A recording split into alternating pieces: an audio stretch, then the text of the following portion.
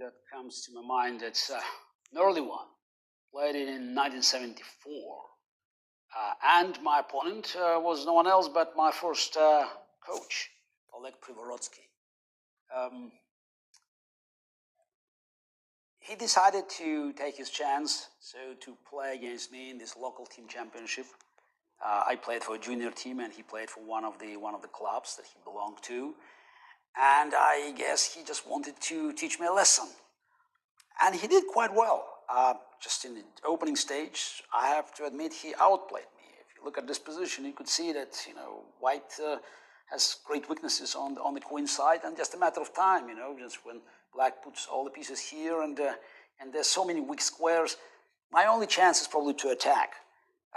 Machine can tell you that I could do probably a decent job by defending here, but my mind was not on the defensive side. So first I wanted to push my g-pawn, but you cannot push it now because this pawn is under attack. So I wanted the queen to disappear, which is, again, odd move, but I'm not here just to criticize my moves that were made when I was 11, because I had a plan, and let's see how it worked. So he moved the queen, and now I could push the pawn.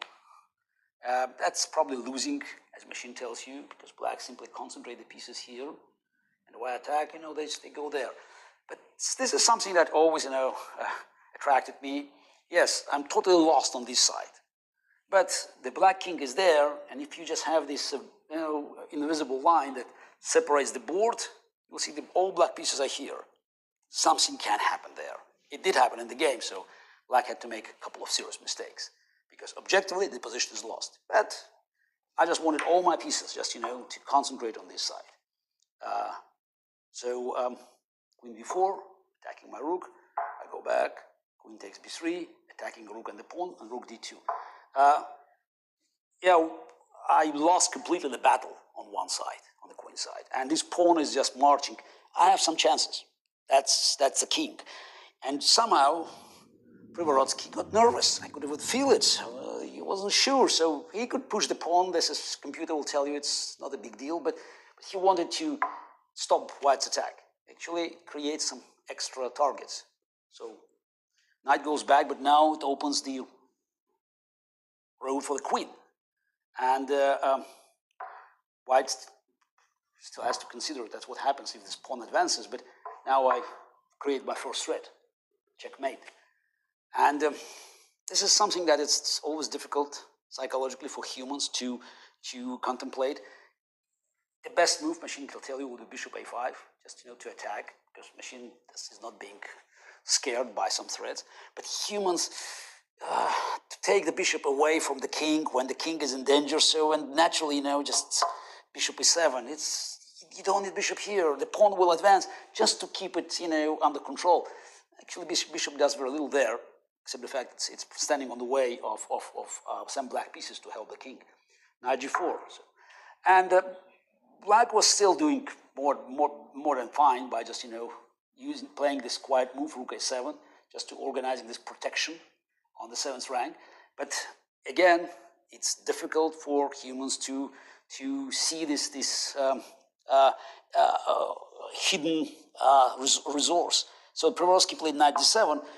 He thought, fine, this knight comes back, everything will be protected, and it's just, 2 more moves, and the pawn will be already here. But after bishop f3, so now computer will tell you that White is winning. Which is, I didn't know when I played the game, but I just did all these moves. It was very natural. These white pieces going there, and Black pieces, they're just far away from the king. So after queen c3, played g6. Now the mate is threatening knight f8, and now knight h6. So I'm still very proud. So to see that's the way the attack was conducted. I was 11. So if Black takes the knight, then the knight's line rook g2, Black the pawn, that will sacrifice the rook, and if Black king tries to escape, then all of a sudden this bishop that was very passive joins the queen, and there's no defense from the mate. And if king goes there, then we check, and then just prepare the rook to deliver the final blow. So after knight h6 check, Black went king h8, knight f7,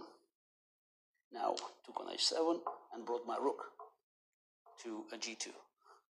And again, you see heavy pieces, black heavy pieces, they're far away, and the king is there, and white pieces all in the attack.